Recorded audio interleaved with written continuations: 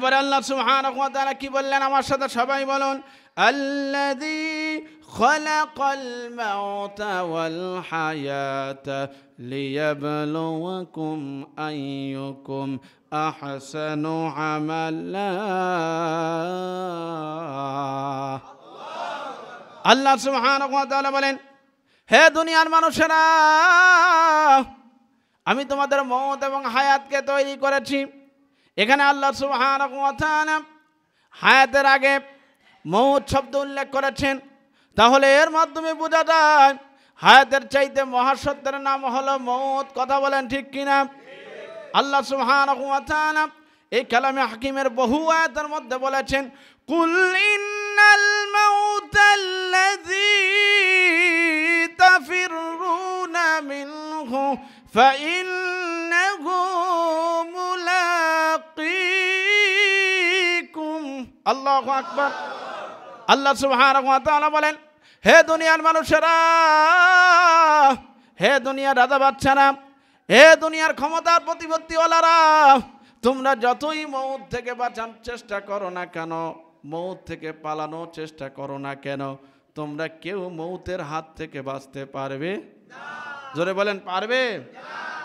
দুনিয়ার মানুষ দেখবেন পরকালকে অস্বীকার করে, জান্নাতকে অস্বীকার করতে পারে, জাহান্নামকে অস্বীকার করতে পারে, কিয়ামতকে অস্বীকার করতে পারে, কিন্তু মওতকে কেউ অস্বীকার করে না। এই জোরে বলেন, করে না। রাসূলুল্লাহ সাল্লাল্লাহু আলাইহি ওয়াসাল্লাম হাদিসের মধ্যে এসেছে, হযরত জিবরাইল আমিন আলাইহিস সালাতু ওয়াস সালাম রাসূলুল্লাহ সাল্লাল্লাহু আলাইহি ওয়াসাল্লামকে এসে বলল, ইয়া মুহাম্মদ ইসমা শিতা, হে মুহাম্মদ, দুনিয়াতে আপনার যেভাবে মন চায় আপনি সেইভাবে বসবাস করেন। ফাইন্নাকা মাইয়িতুন, তবে আপনি একটা কথা মনে রাখবেন, আপনার হায়াত কিন্তু সীমিত, একটা সময় কিন্তু আপনাকে মৃত্যুবরণ করতে হবে। এরপরে রাসূলুল্লাহ সাল্লাল্লাহু আলাইহি ওয়াসাল্লামকে জিবরাইল আমিন বললেন, ওয়া আহবিব মান আহবাবতা, আপনার যাকে মন চায় তাকে আপনি ভালোবাসেন। ফাইন্নাকা মাফারিকুহু, কিন্তু যখন আপনার মওত চলে আসবে আপনার এই ভালোবাসার বন্ধন ছিন্ন হয়ে যাবে। কথা বলেন ঠিক কিনা? স্বামী স্ত্রীর ভালোবাসার বন্ধন ছিন্ন হয়ে যাবে, সন্তান আর মায়ের ভালোবাসার বন্ধন ছিন্ন হয়ে যাবে, ভাই আর বোনের ভালোবাসার বন্ধন ছিন্ন হয়ে যাবে, বন্ধু বন্ধুত্বের মহব্বতের বন্ধন ছিন্ন হয়ে যাবে। কথা বলেন ঠিক কিনা? এরপরে রাসূলুল্লাহ সাল্লাল্লাহু আলাইহি ওয়াসাল্লাম বললেন, এরপরে হযরত জিবরাইল আমিন আলাইহিস সালাতু ওয়াস সালাম বললেন, ওয়া আহবিব মান আহবাবতা ফাইন্নাকা মাজজি ওয়া আমিল মা শিতা ফাইন্নাকা মাজজি বিহি। ইয়া রাসূলুল্লাহ, ইয়া হাবিবাল্লাহ, আপনি দুনিয়ার মানুষকে জানিয়ে দেন, তোমাদের যা মন চায় তোমরা করো, করলে মন চায় ভালো কাজ করো, মন চাইলে খারাপ কাজ করো, কিন্তু একটা কথা মনে রাখো, এই দিন দিন না, দুনিয়া হলো ক্ষণস্থায়ী, মরার সাথে সাথে তোমার কিয়ামত শুরু হয়ে যাবে। আর যেদিন কিয়ামত হবে সেদিন তোমাকে আল্লাহর সামনে দাঁড়াতে হবে, ওই দিন অবশ্যই তোমার আল্লাহর সামনে হিসাব নিকাশ হবে, ওই দিন অবশ্যই তোমাকে প্রতিদান দেওয়া হবে। কথা বলেন ঠিক কিনা? আরে জোরে বলেন ঠিক কিনা? এরপরে আল্লাহ সুবহানাহু ওয়া তাআলা সূরাতুর রুমে 30 নম্বর আয়াতের মধ্যে মেবি আল্লাহ বললেন, ইন্নাকা মাইয়িতুন ওয়া ইন্নাহুম মাইয়িতুন। আল্লাহ বলেন, ইয়া রাসূলুল্লাহ, ইয়া হাবিবাল্লাহ, আপনাকে মৃত্যুবরণ করতে হবে, আপনার পরে পৃথিবীতে যারা আসবে তাদেরকে মৃত্যুবরণ করতে হবে কিনা? জোরে বলেন, করতে হবে কিনা? তাহলে আল্লাহ সুবহানাহু ওয়া তাআলা শুধু কালামে হাকিমের আয়াত নাজিল করে বলেছেন এমন না, এমনকি হযরতে জিবরাইল আমিন আলাইহিস সালাতু ওয়াস সালামের মাধ্যমে আল্লাহ পাক পেয়ারা হাবিবকে এবং তার উম্মতকে স্মরণ করিয়ে দিচ্ছেন। হে দুনিয়ার মানুষেরা, এই জন্য তোমাদের দায়িত্ব হলো নিজে বেশি বেশি মৃত্যুর কথা স্মরণ করা এবং অন্য মানুষকে মৃত্যুর কথা স্মরণ করিয়ে দেওয়া। কথা বলেন ঠিক কিনা? কারণ মানুষ যখন মৃত্যুর কথা ভুলে যায় এর মধ্যে মানুষকে শয়তান ধোঁকা দিয়ে বসে। কথা বলেন ঠিক কিনা? মানুষ যখন ধোঁকায় পড়ে যায়, দুনিয়ার মহব্বত ভালোবাসায় পড়ে, মানুষ তখন আল্লাহকে ভুলে যায়, মানুষ তখন আখিরাতকে ভুলে যায়, মানুষ তখন পরকালকে ভুলে যায়। কথা বলেন ঠিক কিনা? এই জন্য রাসূলুল্লাহ সাল্লাল্লাহু আলাইহি ওয়াসাল্লাম বলেন, আকসিরু যিকরা হাযিমিল লাযযাতিল মাউত। হে দুনিয়ার মানুষেরা, তোমরা বেশি বেশি মৃত্যুকে স্মরণ করো। যদি তোমরা বেশি বেশি মৃত্যুকে স্মরণ করতে পারো তাহলে তোমাদের কয়েকটা লাভ হবে। এর মধ্যে এক নাম্বার হলো তোমাদের আমলের মধ্যে আগ্রহ তৈরি হবে। কথা বলেন ঠিক কিনা? তোমাদের মধ্যে পরকালের ভয় তৈরি হবে। কথা বলেন ঠিক কিনা? আল্লাহ সুবহানাহু ওয়া তাআলা কালামে হাকিমের মধ্যে বলেছেন, কুল্লু নাফসিন যায়িকাতুল মাউত সুম্মা ইলাইনা তুরজাউন।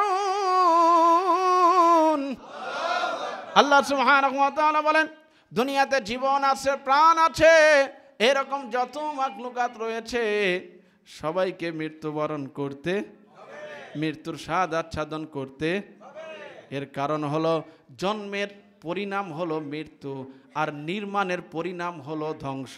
যার জন্ম আছে তার জীবনে মৃত্যু আছে, যে জিনিসের নির্মাণ আছে সেই জিনিস কিন্তু একদিন ধ্বংস আছে। কথা বলেন ঠিক কিনা? কথা বলেন ঠিক কিনা?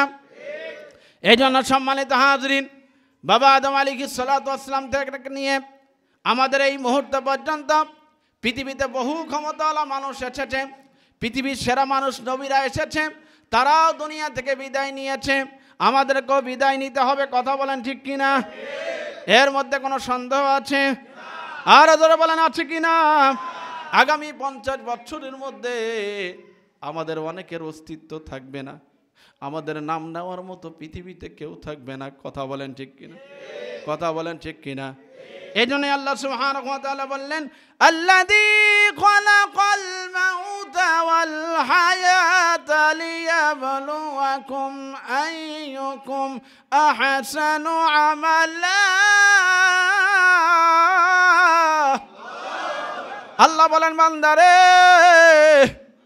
আমি আল্লাহ তোর হায়াতের আগে মউত শব্দ উল্লেখ করে তোকে বুঝিয়ে দিলাম, এ আমার বান্দা, তোর হায়াতের চাইতে মহাসত্যের নাম হলো মউত। এই মউতের হাত থেকে তুমি আমি কেউ বাঁচতে পারবো? এই জন্য রাসূলুল্লাহ সাল্লাল্লাহু আলাইহি ওয়াসাল্লাম হাদিসের মধ্যে বলেছেন, কোরআনের ভাষ্য অনুযায়ী পাওয়া যায়, মানুষ মৃত্যুর সময় 3টা আফসোস করবে। জোরে বলেন কয়টা? আর জোরে বলেন কয়টা? এর মধ্যে এক নাম্বার হলো সূরাতুল মুমিন 100 নম্বর আয়াতের মধ্যে আল্লাহ বলেছেন, মুমিনুন হাত্তা ইযা জাআ আহাদাহুমুল মাউত ক্বালা রাব্বিরজিউন। তাদের এক নম্বর আফসোস থাকবে, হঠাৎ করে যখন মৃত্যু চলে আসবে তখন তারা বলবে, আল্লাহ আমরা তো সুযোগ পেলাম না আমল করার, তুমি আর একবার আমাদেরকে সুযোগ দাও, আমরা এবার দুনিয়ায় গিয়ে ঠিকই আমল করব। আল্লাহ বলবেন, না না না, তোমাদেরকে আর দ্বিতীয়বার দুনিয়াতে জীবন দেওয়া হবে। 2 নাম্বার, বান্দার যখন মৃত্যুর সময় চলে আসবে বান্দা তখন তওবা করবে। আল্লাহ বলবেন, মৃত্যুর সময় তওবা কবুল হয় না, তোমাকে তওবা আগে করতে হবে। 3 নাম্বার, বান্দা আফসোস করে বলবে, আল্লাহ তুমি আমাকে হায়াত দাও, দুনিয়াতে আমার অনেক সম্পদ ছিল, আমার অনেক টাকা ছিল, আমি কৃপণতা প্রদর্শন করেছিলাম, আমি মনে করেছিলাম এই সম্পদ আমার সাথে চিরকাল থাকবে, আমি আমার সন্তানদের জন্য অনেক সম্পদ করে এসেছি, তারা কেউ আমার জন্য একটা পয়সা খরচ করে নাই।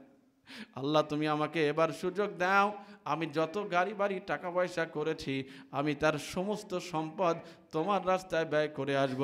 আল্লাহ বলেন, বান্দারে তোকে দ্বিতীয়বার দুনিয়াতে জীবন দেওয়া হবে না, তোকে একবারই জীবন দেওয়া হয়েছে। এই জীবনে তোর হায়াত যতদিন আছে এই হায়াতের মধ্যেই তুই আল্লাহর রাস্তায় ব্যয় করে আয়। আরো জোরে বলেন সুবহানাল্লাহ। এই জন্য সম্মানিত হাজরিন, আল্লাহ সুবহানাহু ওয়া তাআলা আমাদেরকে তৈরি করেছেন তার ইবাদতের জন্য। কথা বলেন ঠিক কিনা? এখন ইবাদত করতে গেলে এই যে আল্লাহ বললেন, আইয়ুকুম আহসানু আমালা, আল্লাহ বলেন আমি তোমাদের আমলনামাকে বাছাই করব, ছাঁটাই করব। আল্লাহ বলেন আমি তোমাদের আমলনামা কিয়ামতের ময়দানে গণনা করব। যদি আল্লাহ গণনা করে জান্নাত দিত, কিয়ামতের ময়দানে আমাদের জান্নাতে যাওয়া সম্ভব ছিল? আল্লাহ বলেন, বান্দারে আমি তোর আমলনামাকে দেখবো কে সুন্দর আমল করে। তোর দান 1 টাকা হতে পারে, তোর দান 20 টাকা হতে পারে, তোর হৃদয় থেকে যদি 1 টাকার দান হয়, ওটা আমি আল্লাহর কাছে কবুল হয়ে গেলে ওটা কিয়ামতের ময়দানে উহুদ পাহাড় সম পরিমাণ হয়ে যাবে। এই জন্য সম্মানিত হাজরিন, দুনিয়াতে ইবাদত করতে গেলে আমাদের কয়েকটা জিনিস লাগবে। 1 নাম্বার সহিহ নিয়ত লাগবে, 2 নাম্বার ইখলাস লাগবে, 3 নাম্বার ধৈর্য লাগবে, 4 নাম্বার আমাদের সঠিক পন্থা ইবাদত করতে গেলে ইলম লাগবে। কথা বলেন ঠিক কিনা? আর ইলম যদি আমরা দুনিয়াতে রাখতে চাই তাহলে আমাদের দুনিয়াতে আলেম তৈরি করতে হবে কিনা? জোরে বলেন হবে কিনা? রাসূলুল্লাহ সাল্লাল্লাহু আলাইহি ওয়াসাল্লাম বলেন, দুনিয়াকে আল্লাহ 4 শ্রেণীর মানুষের দ্বারা টিকিয়ে রাখবে। এর মধ্যে 1 নাম্বার হলো ধনীর দান দ্বারা, 2 নাম্বার গরিবের দোয়া দ্বারা, 3 নাম্বার বাদশার ইনসাফ দ্বারা, 4 নাম্বার আলেমের ইলম দ্বারা। দুনিয়াতে আলেম থাকবে আল্লাহ দুনিয়া রাখবে, আলেম থাকবে না আল্লাহ দুনিয়া রাখবে। এজন্য হাদিস আল্লাহ রাসূল বলেছেন, কুন আলিমান আও মুতাআল্লিমান, হয় আলেম হও অথবা আলেমকে মহব্বত করো অথবা আলেমের কাছে শিক্ষা গ্রহণ করো, কিন্তু কখনোই আলেম বিদ্বেষী হইও। একজন ব্যক্তির কারণে সমস্ত আলেমদেরকে দোষ দেওয়া যাবে। তো সম্মানিত হাজরিন, এখন আমরা যদি আলেম তৈরি করতে চাই তাহলে আলেম তৈরি করতে গেলে আলেম তৈরির কারখানা আমাদের নির্মাণ করা লাগবে কিনা? জোরে বলেন লাগবে কিনা? সেই আলেম তৈরির কারখানার নাম হলো মাদ্রাসা। কথা বলেন ঠিক কিনা? মাদ্রাসা অনেকেই বলে হুজুর মাদ্রাসা হলে সমস্যা কি? মাদ্রাসা কি বসিয়া পড়িয়া আছে, চলতেছে না? সেখান থেকে কি আলেম তৈরি হচ্ছে না? কোরআনে হাফেজ তৈরি হচ্ছে কিনা? তো সম্মানিত হাজরিন, আমাদেরকে কারখানা তৈরি করতে হবে। এই এলাকার মধ্যে অনেক মাদ্রাসা হয়েছে। কথা বলেন ঠিক কিনা? আলেম তৈরির কারখানা হয়েছে, কোরআনে হাফেজ তৈরির কারখানা হয়েছে। সব এলাকায় একটা করে এই আলেম আর হাফেজ তৈরির কারখানা আছে, কিন্তু বড় আফসোস আমাদের 2 নম্বরে একটা কারখানা নেই। কথা বলেন ঠিক কিনা? কথা বলেন ঠিক কিনা? আমাদের সন্তানরা অন্য নাম্বারে যায়, আমাদের সন্তানরা আমাদের নাম্বারে পড়ুক, এটা আমরা চাই কি চাই না? আরো জোরে বলেন চাই কি চাই না? আমাদের 2 নম্বরে একটি মাদ্রাসা হোক, আলেম এবং হাফেজ তৈরির কারখানা হোক, এটা আমরা চাই কি চাই না? যদি আমরা এখানে সুন্দর একটি আলেম তৈরি হাফেজ তৈরির কারখানা বানাতে চাই তাহলে আমাদের জানমাল দিয়ে সহযোগিতা করার দরকার আছে কিনা? জোরে বলেন আছে কিনা? এখন যদি আমি আপনাদেরকে বলি জান এবং মাল দিয়ে সহযোগিতা করতে